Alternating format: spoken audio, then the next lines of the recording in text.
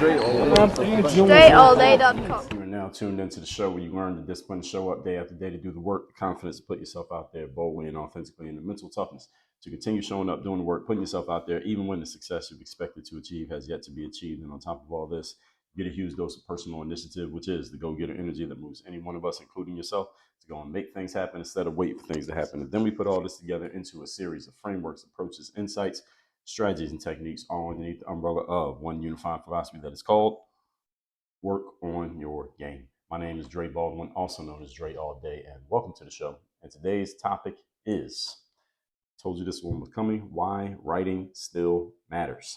Before we get into this, I remind everybody I send out a text every day, guaranteed to have you focused, sharp, and on point to start your day. Also send one out every week, does the same thing for your week. I call those daily and Monday motivations respectively. You can get those by getting them to my text community for free. I'll tell you your options as soon as you get in. My number is 305-384-6894. It is free to text me. Secondly, Work on Your Game University. That's the only place that I do any coaching. That is the main focus of what we do over here, by the way. If anybody wants to know, Dre, what is the main thing that you have going on? Is the main thing you're focused on? What has your attention right now? The answer is Work on Your Game University. That is where I do all of my direct coaching. That's the only place I do any mastermind. It's the only place anyone can work with me directly is inside of Work on Your Game University. So you want to learn more about the university, how you can work with me directly and have me as your coach, just go to workonyourgameuniversity.com and make it really simple. You can go there and schedule a time to get on a call with us. It is free of charge to get on the call. We're looking for people who are top 2% performers and people who want to be in the top 2% of performers. That is where, again, you can find out everything free of charge to find out who you are for us and for you to find out what we're doing and what we can do and how it could possibly help you out. That is all at workonyourgameuniversity.com. That link, along with the number to my text down below in the description. That out the way, let's get into the topic, which is why writing still matters.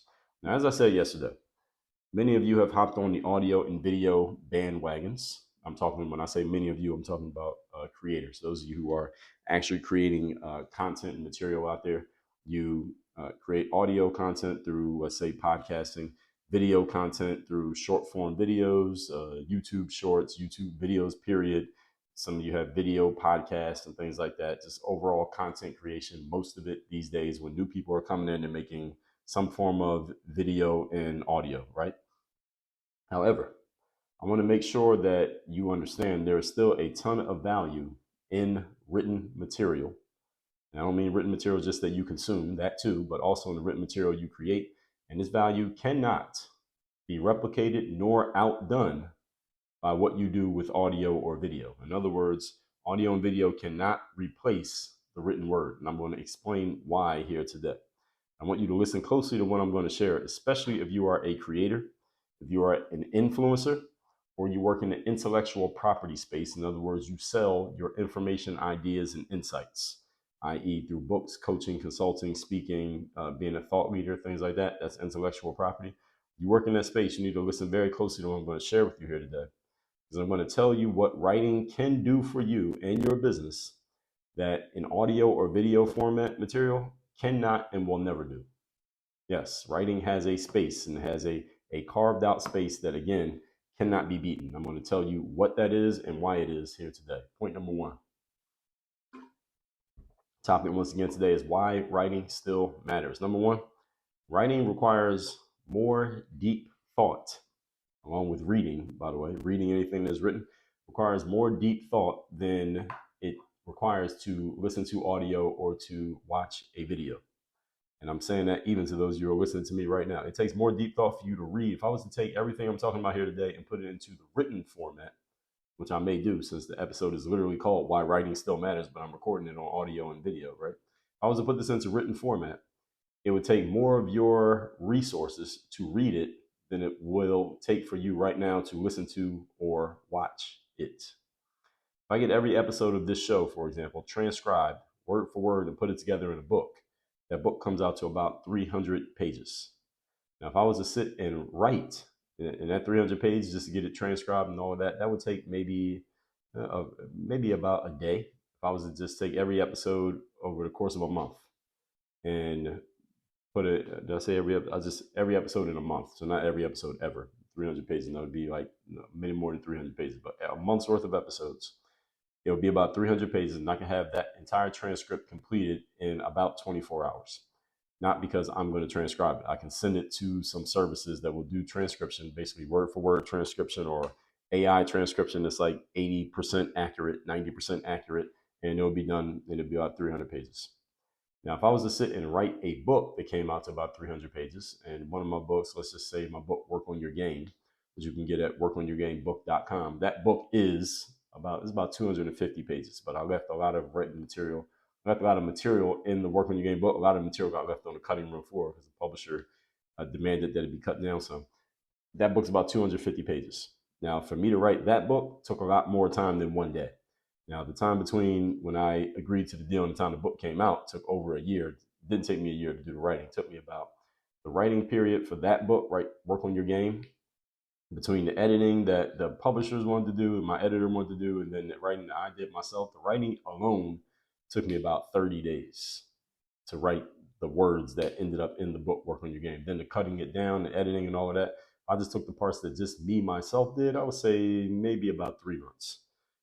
Maybe about 3 months, because there was a lot of revisions and stuff like that. But if I was just writing a book now and I just wanted to get it out as quickly as possible, and I'm just writing it and it's going to be high quality and done right, I can have a book done. If I don't do anything else, I take everything else off my calendar and just focus on writing, I can have a book done in 10 days. 300 pages, 10 days. Now, it's still 10 times as much time as it would take for me to transcribe audio. That's the whole point that I'm bringing this up to say. It takes more resources to write than it takes to speak. It takes more resources to read than it takes to watch or listen. And the written word takes a lot more time to create. It takes a lot more thinking. And I'm using myself here. I'm just talking about putting out a book quickly. I want to put it out quickly. But if I want to really take my time on a book, I could take a whole year writing a book. And many authors do. It takes a lot more thinking with the written word. It takes a lot more editing. And it takes many more revisions. Most of the material that I record for this show, I do it in one take. I do not go back and say, oh, well, cancel that, delete the last 2 minutes, let me say it all over again. That never happens. My audio team who does edits these shows, they edit, but they don't have to like cut out parts and hey, take that part out when I said this and replace it with this. That never happens because I record these in one take. So I make their job easy. Not to say they don't do a job, but I do make their job easy. If I was to sit here and write a 300-page book, though, it would take a lot more than it takes me to say 300 pages worth of words. Everyone understand? Which is about a month's worth of material of this show. And it would take you a lot longer to read it than it would take you to listen to this for 30 minutes. So if 30 minutes to take you to listen to this episode, it would take you about, I'd say it might take you a little bit longer than that to read if I was to take everything I said and put it into written word. The point being, folks, if you are investing, you are, not if, but you are investing more in your writing time when you write than you need to invest in your speaking time when you record a video or audio. On the other hand, your audience invests more time in having to read than they need to invest in listening to and watching your stuff. Now, let's talk about why that matters. Because if I was to, again, give you a 300-page book every month and say, read this, this is all my thoughts from the previous month, as opposed to giving you a 20-minute episode of this show every day and say, here's my thoughts for the month. Again, it would only take you 20 minutes a day. If I gave you a 300-page book, how long would it take you to read a book that was 300 pages long? How many of you have ever read a book that was 300 pages long? And I'm talking about you actually read it with your eyes. I'm not talking about an audio book. Some of you have never read a book that was that long. How many people listening to this? I'm going to guess. How many of you have ever read a 300-page book with your eyes, meaning you actually looked at the words? So a physical book or a digital book, but you actually had to look at the words, not audio. 300 pages or more. How many of you have ever read a 300-page book, not including audio? I would venture to guess, I would say maybe 25% or fewer of my audience has ever read a 300-page book. But many of you can listen to every episode of the show, which would, again, come out to about a 300-page book if I transcribed every word. So it requires much more of an investment for you to read than it does to listen. Now, again, the question is, why does that matter? Because sometimes I've even had times when I'm on Instagram or Facebook and I'll take up all the space you can take to write a caption on Instagram. And on Instagram, by the way, I know this because I've done it many times. There's a limit to the number of characters you can have in a caption on Instagram. And the limit is 2,200 characters. So if you have a caption that's longer than 2,200 characters, you'll get a little notation when you're writing out your caption that says your caption's too long, you got to cut some of this out in order to post it to Instagram. So you can't just write as long as you want to. Now on Facebook, it can be any length you want. You can write a whole book on Facebook and they'll let you do it. But on Instagram, you cannot. And sometimes I'll basically take up all the space. Let's say I write 2,100 characters for a caption on Instagram. And someone will leave a comment on the post and they'll say, man, I ain't reading all of that, LOL. Like, it's a joke. Like, people joke about the fact that they don't want to do a whole bunch of reading. And now, while I can cut them some slack and get them some grace because it is Instagram, so they're expecting to look at things and not necessarily read stuff, it is endemic also of the society that we're in, where a lot of people simply don't read. And I told you this, 3 truths, harsh truths about human beings. People don't think, people are lazy, and people don't read. And you should do the opposite of these three things if you want to be different than the average person. And this investment of time that you are requiring of people when you do writing and you ask them to read what you said instead of listening to what you said, that investment of time, the reason this matters is because the more time that people invest with you, even on stuff that you're giving them for free, the more likely that they're going to go deeper into your world and the more bought in they are into you, your message, and whatever it is that you're about, whatever it is that you're doing. This is proven, and this is true.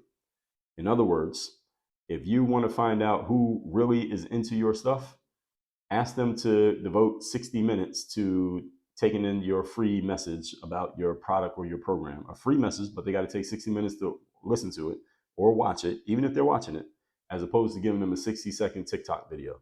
The person who invests 60 minutes to watch the long form video is more likely to buy from you than the person who only took 60 seconds to watch your TikTok video.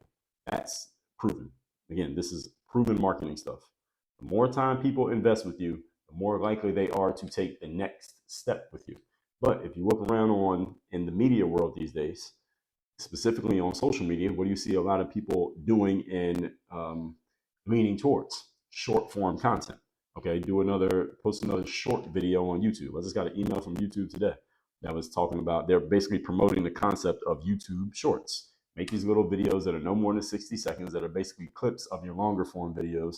And while they do say, hey, you can use those clips to promote people to go watch the longer form video, a lot of people don't watch long videos. A lot of people just want to see the clip.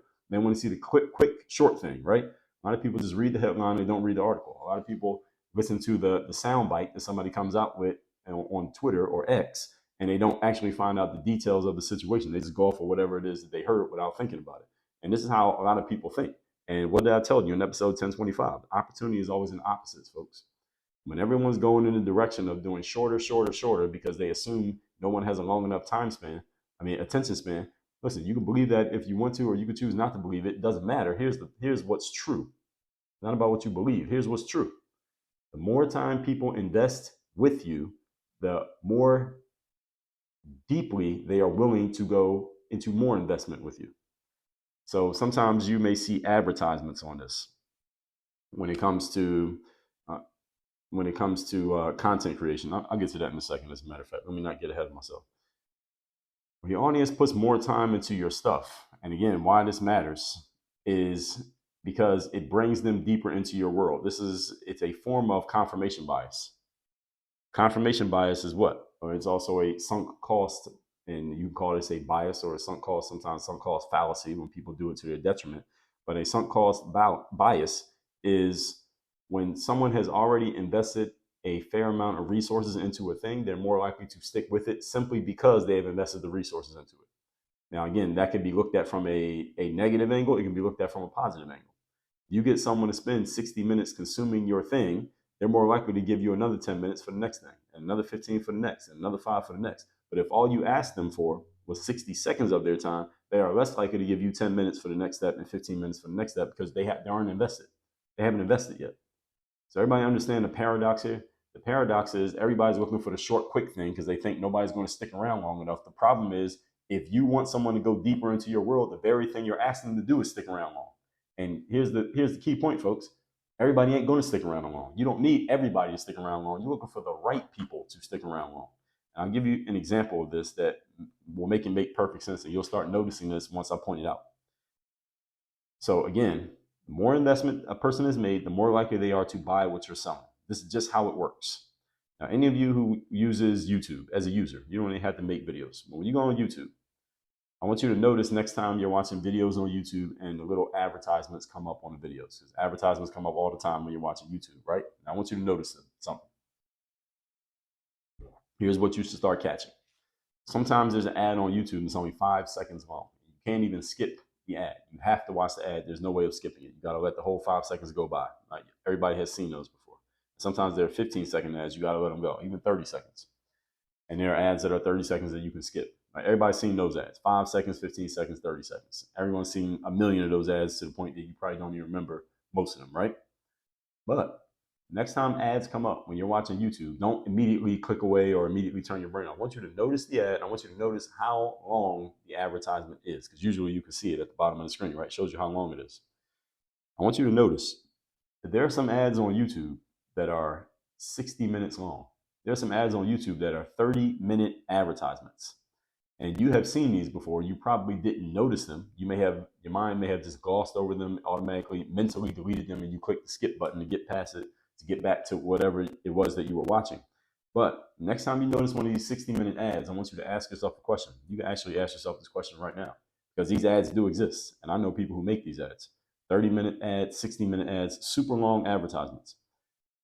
Who the hell would sit and watch a 60-minute advertisement that they were not even looking for in the first place? So I'm clicking on a video. I want to watch some Kobe Bryant highlights from 2010, and a 60-minute advertisement comes on, interrupting my watching of the Kobe Bryant highlight. And what reason would I have to watch that 60-minute ad? The only reason I had to watch that 60-minute ad is because something in that ad is speaking directly to me and my needs and my desires at that moment, to where I'm willing to invest 60 minutes in hearing what this person has to say. And also, this does not necessarily have to be through advertisements, because somebody could have a 30-second ad, and the only point of the 30-second ad is to get you to do what? Click on something, put your email address in, and then they're going to send you to watch a 45-minute webinar, right? So they may not put their webinar in the ad, but they do use a short ad to get your attention, to send you to something where they are going to ask you for 40 minutes of your time. And that time investment matters, because that time investment increases the likelihood that you will make the next investment and the next investment and the next investment. And at one point, one of those investments is going to be financial. So this matters, people. Any of you who wants to sell more, you want to sell more of your products, you want to sell your products at a higher price, you want more serious people coming in to buy from you, what you need to do is start asking people for more of their time. You don't have to have the scarcity mindset of, I got to be quick and it has to be short, because nobody's going to pay attention if it's too long. The right people will pay attention no matter how long it is. How many of you have ever been in a relationship with another person? Maybe you're still with this person, maybe not. But when you first got in that relationship, you spent ungodly amounts of time with that person, to where you basically passed off on everything else that you were doing. You would stay up all night talking to this person. You would hang out for hours and hours on all day talking to this person. You would put off other things that you otherwise would have done, so you could spend time with this individual, because you were so interested in them and they interested in you. You both invested a lot of your time into each other, when otherwise you would have been doing a whole bunch of other things. All of us have done that at times. I would guess most of you have done that. Why? Because that investment, and then what did it lead to? Actually, is a better question. That investment leads to more investment and more investment and more investment. I would bet that many of you who are in committed relationships right now, at the beginning of your relationship, you did that. And hopefully, maybe you still do a good amount of it. But at the beginning, you definitely did it. This is how many relationships begin. They get nurtured at the beginning because of the big investment that both parties put into it at the beginning. And that makes it easier for the next step to happen, and the next and the next. Everyone follow what I'm saying here? Now, again, we go back to this concept of someone watching a 60-minute advertisement, or a short advertisement that leads you to come watch a 60-minute webinar or a 45-minute webinar. I have clicked on these ads, and I have become customers of people who did exactly this. They had an ad. I even clicked on an ad. As a matter of fact, I was DMing this guy actually just today, the day that I'm recording this, on Instagram, and I'm waiting for him to write me back. And he didn't write me back yet. He's based, this person is based outside of the United States. So I know it's probably like 4 a.m. where they are, based on the time that I'm recording. So he'll probably write me back tomorrow, because I wrote him because I'm telling him I'm about to give him money. So I'm about to buy from him. And he had an ad on Instagram. Now, his ad on Instagram was not 60 minutes. It actually wasn't even, I don't even think it was a video. I think it was just a text. not text, but it was an image with text. It said whatever it was, their proposition, whatever their proposition was. I clicked on the proposition because I liked the proposition. It spoke to a specific need that I had in the moment. And I went into a conversation with this person, and there was a back and forth conversation we had in the DM, and they sent me a link to go watch a video. This is exactly what I'm saying. They sent me a link to watch the video. Guess how long the video was? The video was about 43 minutes long. And guess what? I watched the entire 43-minute video. You know why? Because it spoke to a specific thing that I was looking for. And because it had my attention and it spoke to a specific desire of mine, I don't care if the video had been an hour and 43 minutes. It could have been 2 hours. I would have watched it because I wanted what they were offering. Now, had I not been interested in what they were offering, I don't care if the video was 43 seconds. I would not have watched it because it wasn't speaking to my needs. So I'm giving you all some extremely important marketing game here if you're listening between the lines. If you're listening between the lines, and I'm reading between the lines for you right now to tell you what it is. Do not make short content just because you think people have short attention spans. That's not the reason why you make short content. I make short content too. I put out YouTube shorts. I put reels on Instagram. I put little short posts on Twitter. I send out a text message that's 1 line long every day. All right. The reason I do those things is not because I'm afraid that you won't give me more of your time. I do that because it's part of the marketing mix. In addition to doing those short things, guess what? I write articles. All right. How many of you are on my email list? All right. My articles aren't one paragraph. All right. Usually I ask you for some time to read those articles. I've written 33 books. All right. Most of my books are going to take you a little bit of time to read. You can't read them all in one day in one sitting. I do episodes of this show. I'm already 21 minutes into this episode right here, and I'm still on point number 1. Okay. So I want you all to understand that the investment of time, I'm asking you, I have a mix. I got short stuff. I got medium stuff. I got long stuff. I have episodes on this very feed that are 40, 50 minutes long. That maybe that wasn't the plan, but sometimes I get into something and I start talking and I keep going. And if you're not interested, that's completely fine. I'm not making this for the people who are not interested. I'm making it for the people who are. And that's the way that you need to be thinking about your marketing. And I'm talking about ads and videos here, but this is all about the concept of writing because writing and reading takes more time than watching. Everyone following where I'm at here? Okay. The 60-minute ad or 60-minute webinar is made for the person who needs what that ad or webinar is talking about. It's not made to get everybody to pay attention. And the person who asks for 60 minutes of time as opposed to 60 seconds, they don't have as much churn. In other words, they don't need to cycle through as many people in order to find their ideal person than the person who takes only 15 seconds and they got to churn through a lot of people to find the right person because they're only asking people for a 15-second investment. See, if you ask for a 15-second investment, you got to go through a lot of people to find the right one. But if you ask for an hour investment, you won't have to go through as many to find the right one because only certain types of people are even going to raise their hand to make that investment, let alone are they going to commit to it and follow through. In other words, the more time invested, the better chance someone's going to take the next step, whatever that may be. Writing, reading, they take more time than watching and listening. Average CEO, according to studies, reads 50 books per year. Average person working at Taco Bell or Walmart, and there's no disrespect to anybody who works at Taco Bell or Walmart, but we're talking about the average person there. The shoe fits and wear it. Average person working at Taco Bell or Walmart watches 50 YouTube videos a day. Which one do you want as your customer?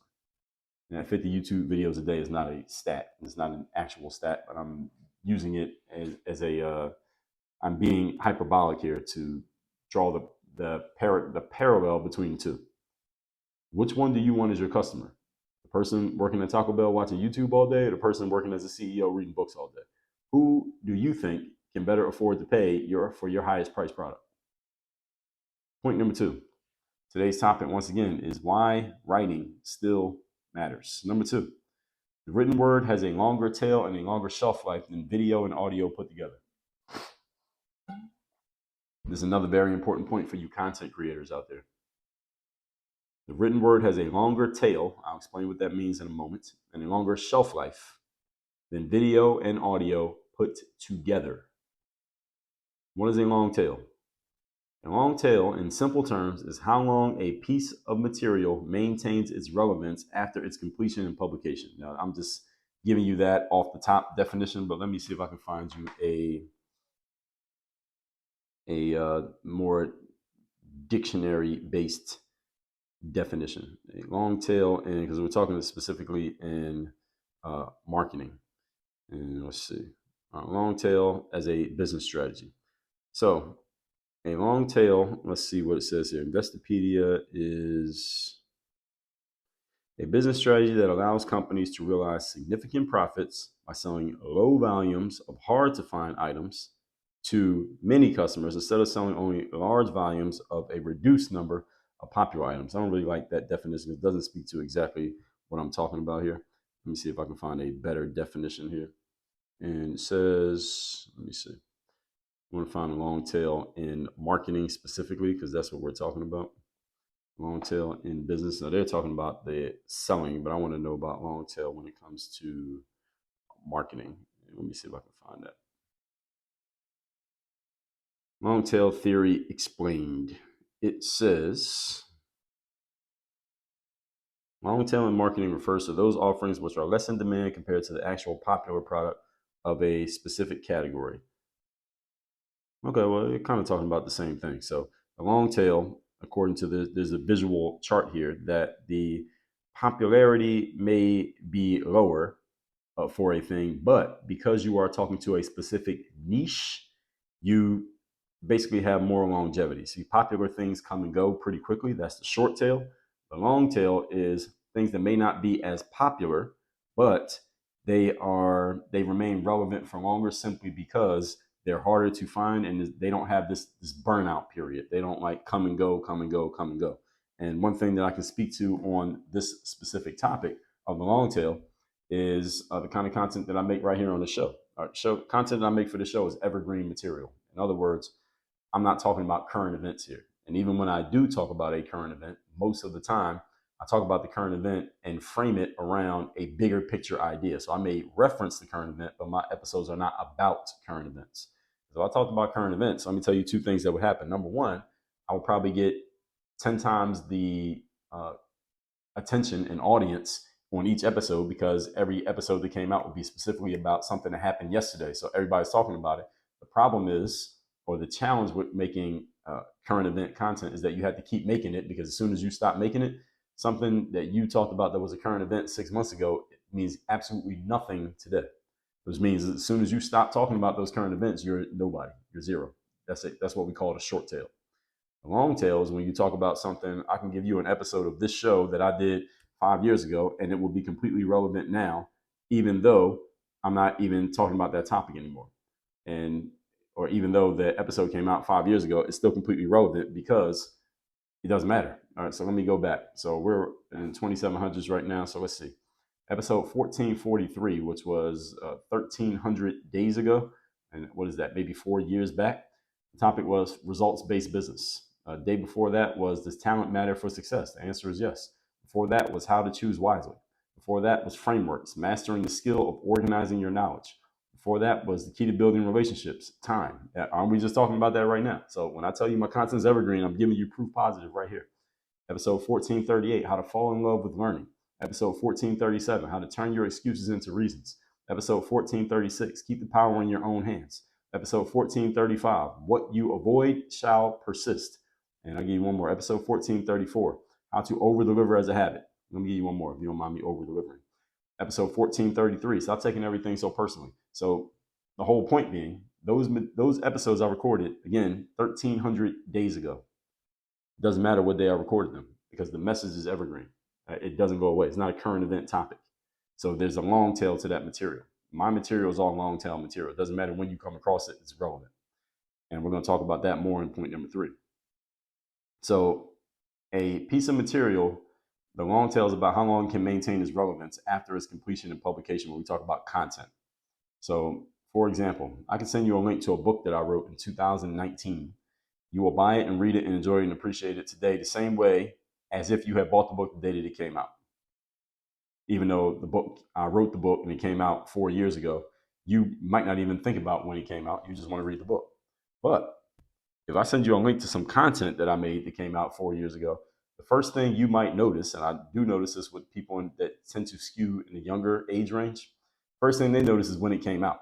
And they may be less apt to consuming it because it is, quote, old, close quote. is old because it came out 6 months ago. And when I was in the basketball space, I would get this often. Players would ask me, can you make a video on whatever topic? And I would say, I did. I got this video right here from 3 years ago. Just watch this. Anything I say about the topic is covered in this video. And they would say, well, that's an old video. Can you make a new one? And this is something that, again, younger generations tend to just want the thing that is newer, whatever it happens to be, for whatever reason. So they just see it as no longer relevant simply because of when it came out. And that applies specifically to video and audio content. It comes and goes. Month after it comes out, for many people, they consider it no longer relevant simply because of when it came out. And people tend to put these labels on video and audio content. They do not do this with written content. With written material, we usually don't care when it came out. We just consume it because readers will always read. It doesn't matter when it came out. They just want to read something that is relevant to what they're interested in. A book could have come out 20 years ago or 50 years ago, but if the book is new to us, we value it and we appreciate it. But with content such as audio or video, we look at things in the exact opposite way. I don't know why this is, but it's true. So the point is, your written material has a longer shelf life than your video and audio material have, if you have any written material. Now, if you don't have any written material, now you're in a position of, you're possibly in peril because your material is old as soon as you make it, and you got to keep making it to stay in the game. And basically, you just jumped on the treadmill that you can't jump off of. So when it comes to written material, we look at things in the exact opposite way when it comes to the written word. Again, it's true. I don't know why, but it's true. And you won't be around forever to keep creating video and audio material, by the way. Even though, I mean, technically you can hire somebody to, or put somebody in charge of putting out your stuff. Even after you're dead, they can still take your stuff and repurpose it and put it out. Technically, you could do that. But let's just assuming that you don't create anything else, nothing else comes out of your stable after you're gone, your written word will maintain its relevance much longer than your video and audio word will. Again, don't know why, but it's true. One thing you could do, and on the heels of what we talked about with AI, is that you can get all your audio material, at least the stuff that the most important part is people hearing what you say. They don't need to see it. You use your audio material transcribed and edit it, and you can make it into written material. But I would suggest you do that while you're alive, so you can come up with your style, whatever that's going to be, while you're still here, and to do it the way that you want to do it. So your written work can keep working for you without you doing anything. This is why books that were written decades ago are still relevant to this very day and still selling to this very day. Whereas videos that came out in 2010, for the most part, are collecting digital dust. Point number 3. Today's topic, once again, why the written word still matters. We believe what we read and what we see on paper more than we believe any other format of communication. I'll prove it to you. We believe what we read and see on paper more than we believe any other format of communication. How many of you in the last 6 months have signed a contract, any type of contract? Was that contract an audio file? Somebody said something, you said something, and it was done? Was that contract a YouTube video? No and no. The contract that you sign is a written document that requires you to read it and put your signature on it. That written document is still the most trusted document that humans believe in. Human beings believe in what they can read on paper, that is written on paper, more than we believe any other format of communication. This is why when you get into any kind of business deal, there's a contract that you have to sign. It's not, let me pull out the camera. The person that you're dealing with doesn't say, let me pull out the camera and let's get a verbal contract on video. That doesn't happen. They don't say, let me pull out the microphone and let's get an audio contract recorded on the microphone. That doesn't happen either. What do? They pull out papers and they show you the papers. They say, I need you to put your initials here, put your initials here, here, and here, put your date right here, and put your signature right there, and print your name right there underneath. Isn't that what happens? We believe what we see on paper more than we believe what we see on video. The United States Constitution is not a YouTube video. It's written on paper. Any contracts you sign are written on paper. When you sign the lease for the place that you live right now, whether you an apartment, a condo, if you own the place, you had to sign papers, right? Did you have to sign those papers? You had to sign them. Papers, written word. You had to sign them. You have a mortgage. You have to sign for those documents. You have to sign those documents. When you file your taxes, it's through paper. You got to put your signature on that and say, hey, I'm signing that this is all accurate and correct and complete. If somebody takes you to court and sues you, What they had to do? Somebody has to come to you and hand you the paperwork that lets you know that you have been sued and now you got to appear in court. They don't send you a YouTube video. They don't send you a link. They got to hand it to you on paper. Anything that is official and final is on paper. Your birth certificate is a document written on paper. Your social security is written on paper. The what do they call them? The founding documents of your business, those of you who own businesses, LLCs, corporations, etc., is on paper. If you own your car, you got paperwork that says you own that car. You own your house, there's paperwork that says that you own it. You own a building, there's paperwork that says you own it. The most official documents are all on paper, not on video, not on Instagram, not on audio. If you want to be looked at as an official and serious individual who is to be taken seriously, then what you have to say and what you do needs to be in some form on paper, written down, not spoken, not on audio, not on YouTube. It needs to be on paper. And if you think about your own life, everything I'm saying here, you see it over and over and over again. How many of you have a job where there's a contract to your job? All right, is your contract on YouTube? Was your contract on audio? No, you had to sign it with a pen, right? How many of you have ever been to court for whatever reason? Taxes, any type of court case, alimony, divorce, child support, any of that. It's paperwork that you get handed that lets you know what the deal is. You get pulled over by a police officer and you committed some type of moving violation, or at least the police officer has accused you of committing that violation. They write you a ticket. That ticket's not on YouTube. The ticket is a piece of paper that they hand to you and they make you sign to acknowledge that you got it. You leave your car at an expired parking meter. What do you get? A piece of paper that it's written and lets you know that you committed a violation, so that you can't say you didn't get it. It's written and it's put right underneath your windshield wiper, so you can't act like you ain't see it. Every official communication is written. So those of you who love the videos and you love the audio and the Instagrams and all that, listen, I like that stuff too. But when I want to make sure I'm letting somebody know something official, it's on paper. We got to write it down. We got to sign this. Let's recap today's class, which is why the written word still matters.